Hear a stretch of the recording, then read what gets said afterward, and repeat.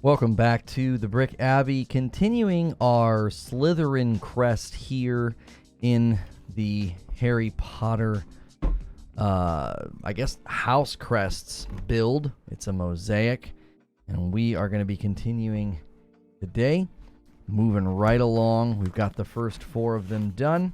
We're just going to flip over the page and jump right in. Make sure that you are subscribed to the channel, and make sure that you have all notifications turned on. A lot of different pieces of content on here, full sets, full builds. We appreciate all the support lately.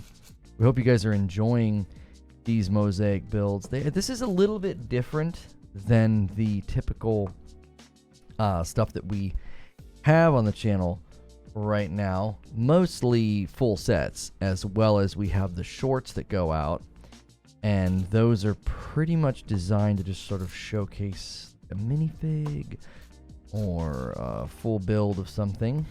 Hopefully you guys are enjoying those. If you came from one of those shorts, feel free to let us know.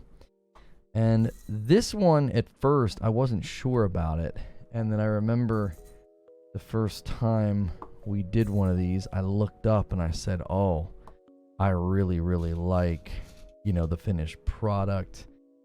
It looked so good on the, I'm going to spread these bowls out like it's kind of my hands.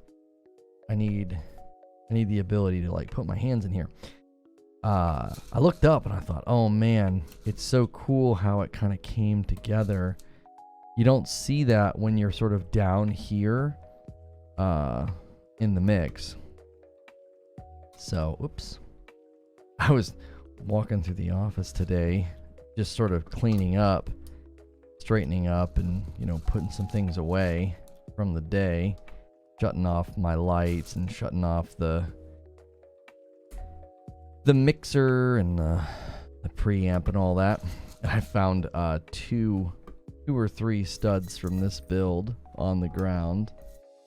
I thought, well, put them in their bowl. They blend in with the carpet. I have like a black carpet on the ground that got for, it just helps with like dampening the sound in the room. Keeps the echo down. I mean, I had the room sort of, I'm going to drag this one down. We're having to reach really far and there's no need. We have the room like professionally sound dampened, but before I did all that, like one of the first things I did was I got a rug. And it helped. It did. It made a difference, but the walls still gave a bit of an echo. So we've got them all professionally sound dampened. With these nice big wood panels on the wall. They're like covered in like a black material. And then I've got some on the ceiling. It wasn't cheap. It was a guy who does it like professionally for like recording studios. But I was glad after it was all done. I was very pleased. It was a noticeable difference just standing in the room talking. Like if you snap your fingers or, like clap your hands, you can kind of feel how cool it is. Because most rooms, you have like a very slight echo. If there's furniture in the room, or carpet, that'll absorb a lot of the sound. Stuff hanging on the walls, things like that. Because what sound does is it travels until it reaches something and then travels through it, but also bounces off it. We were figuring all that out. Whoops. Lost a green one. That'll be an easier one to find. That'll be an easier one to find. But, yeah, I was like looking into it because I was going to try and soundproof the room. And I had like a local construction company kind of quote me what it would run to basically add so many inches to every wall. And it was going to be like ridiculous. I was like, what if we just did the one wall, the wall that's like connected on the other side of it is a fireplace, and on the other side of the fireplace is like all the entertainment stuff, TV, couches, and all that. And I was like, yeah, what if we what if we just do one wall? So we just did the one wall. They added the 5 inches, and it does make a great difference. My kiddos, they can watch a movie, or a show or something. They typically don't get to do that often. Usually it's because, their mom has like an appointment or something. And it's just easier to put them in front of that, instead of like dragging them to the appointment. And then I'm right on the other side of the wall if they need anything, doing my shows and stuff, doing my live broadcasts. And yeah, you can't hear them. That's great. It does a really good job. My kids really dig, shows and movies and video games right now. And we obviously try to limit it, but I am looking forward to when they're old enough to watch stuff that we will more mutually enjoy. I know everybody's being really hard on the Mario movie because of Chris Pratt just sort of sounding like Chris Pratt. I think he sounds like Mr. Potato Head from Toy Story. That's all I hear. I know I can tell what he's trying to do. I can tell what he's trying to do, and it doesn't sound like Mario to me. But I still think that movie's going to be a blast, and so I think we're going to take the kids to see that one, and maybe go with some friends. But it will be nice to have movies more often than that we can all go see, that we all kind of enjoy. Because usually if we watch a movie, it's something they want to see. And a lot of the movies do a good job of like being so funny or so cute or so enjoyable that you can kind of enjoy it as the parent. I don't know why this won't. There we go. It just didn't want to grab that one. I wanted to stick to my finger instead.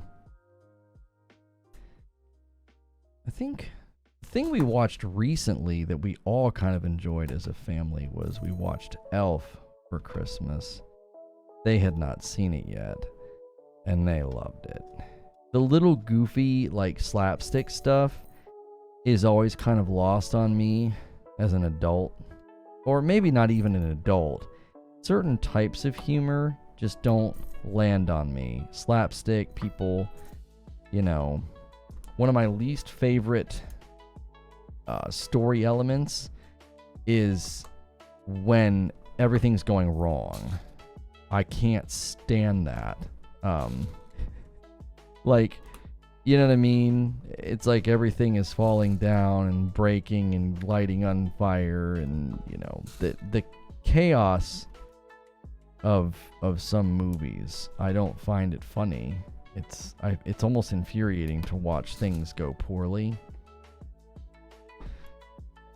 So, a lot of times kids like movies like that. They like where, somebody falls down and somebody gets hurt, or in this case, they really liked when he burped. That I think was their favorite part.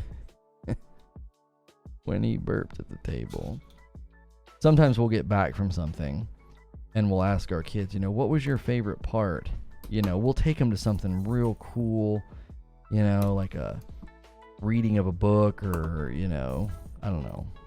And they'll be like, oh, the food or the snacks. Like, that was their favorite part.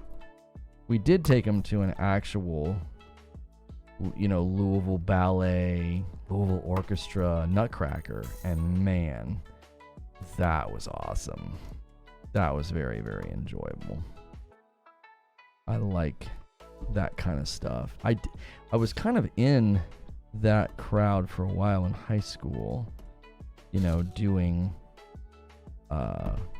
plays.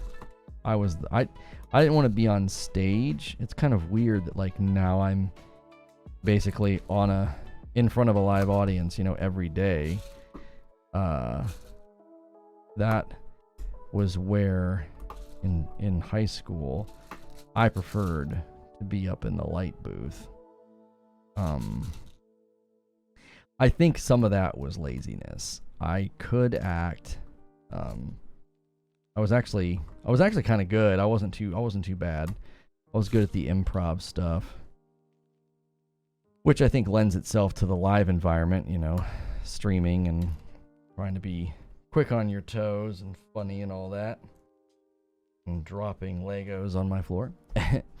And but I think it was laziness. I was like, I didn't want to have to memorize all the lines. I'm being dead serious. Which, to hear me tell it, that would probably irritate my mother, because she knows. It would also irritate my dad and probably irritate my wife. But even though she wasn't around back then, she, you know, just that by proxy irritation of, you know, I was kind of a dummy in high school. Didn't apply myself is what I mean. And I had and still do have a really, really good memory. I can memorize things very quickly. And so it's kind of unfortunate that that was my attitude, because I probably could have played, you know, gotten some of the parts, and that could have been fun. I liked doing the light booth. That was my thing. I was pretty good. I remember my drama teacher recommending me to the guy at the local playhouse. He was like, you should work with him. He's a genius. And I wasn't quite sure why she said that. I didn't think that I was that particularly gifted with lights. She didn't know much about it, so she just kind of let me do it. And I figured out how the whole light board worked. And I set myself with like scenes.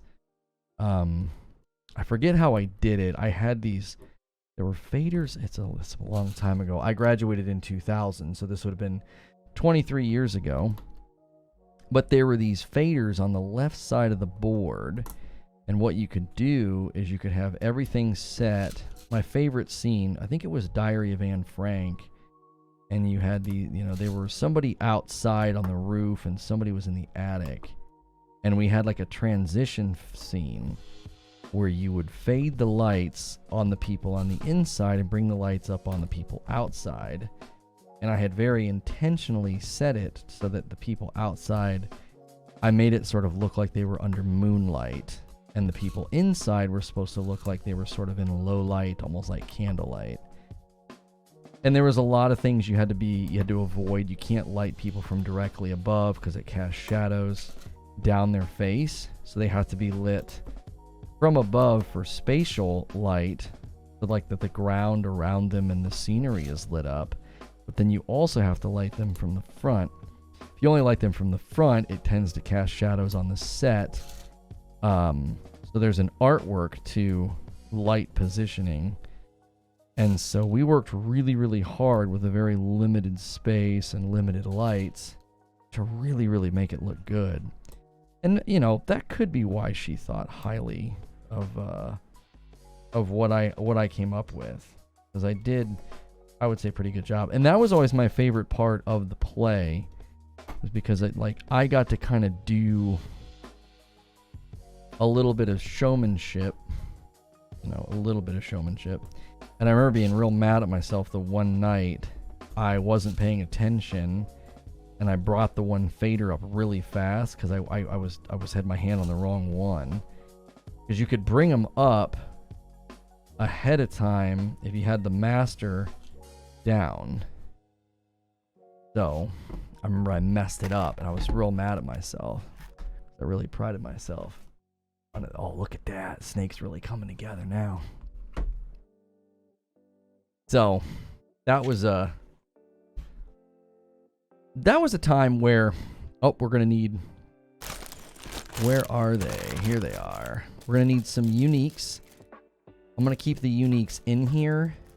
Now these we can't drop. These we cannot drop.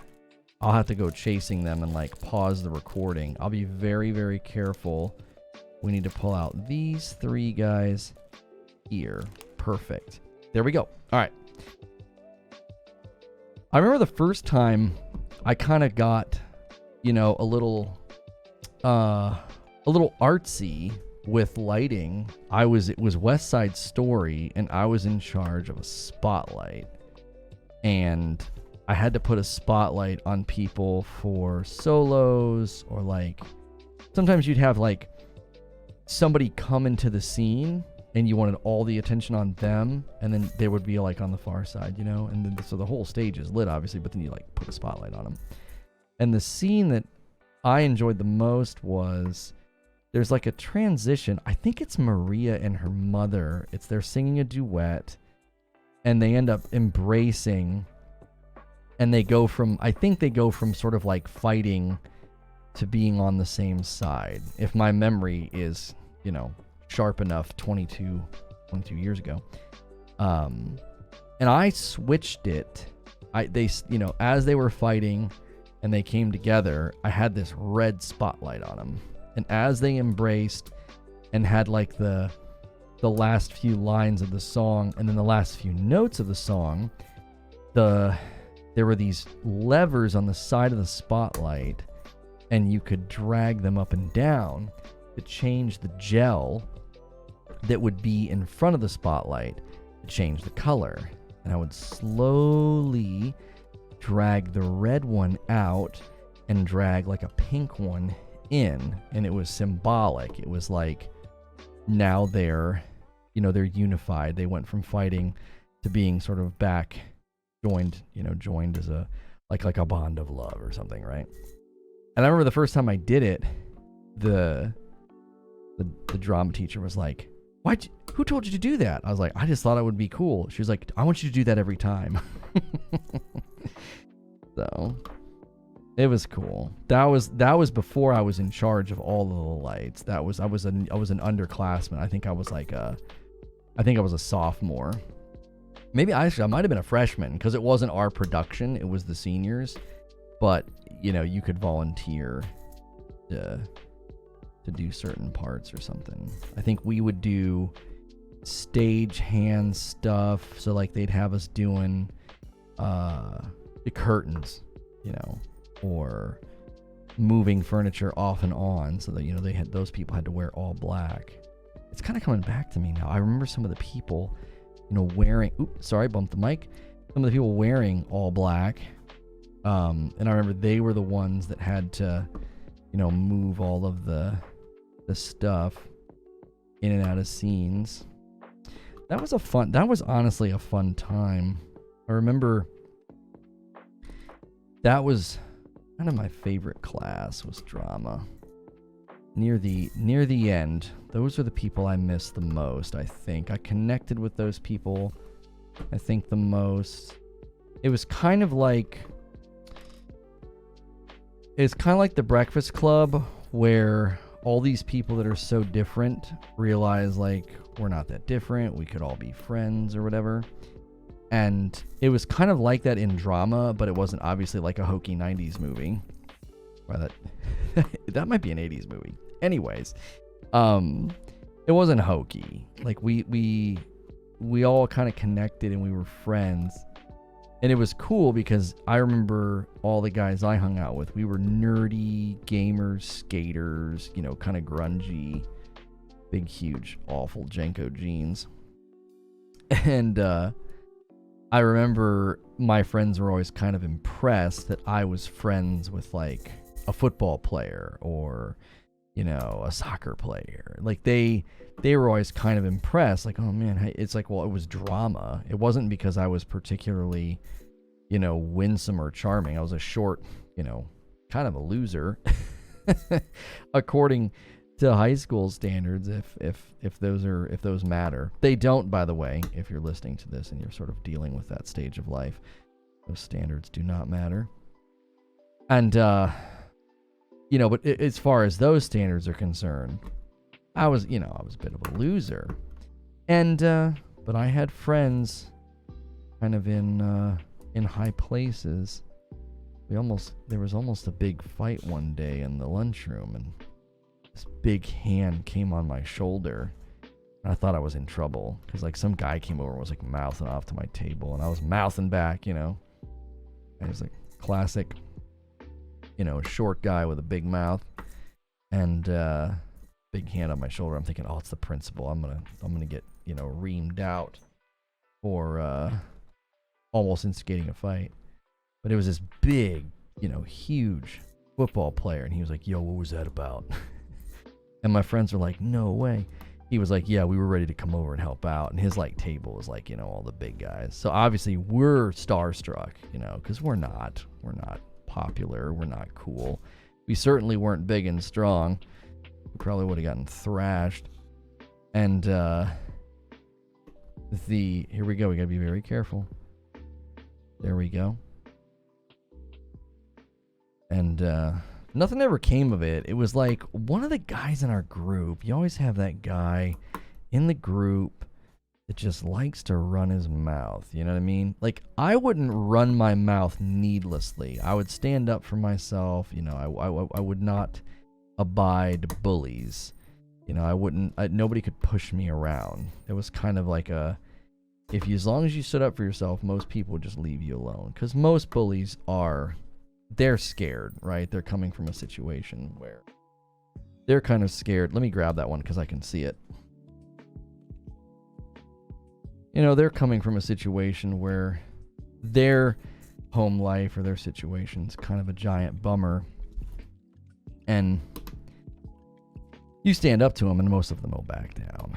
They don't have any guts, right? They're scared and they're picking out the weakest person in the bunch to, you know, to mess with, to feel a moment of strength, a moment of control. You know, it's a tale as old as time. Bullies are usually frightened or damaged or scared because of their own crappy situation at home is typically the case.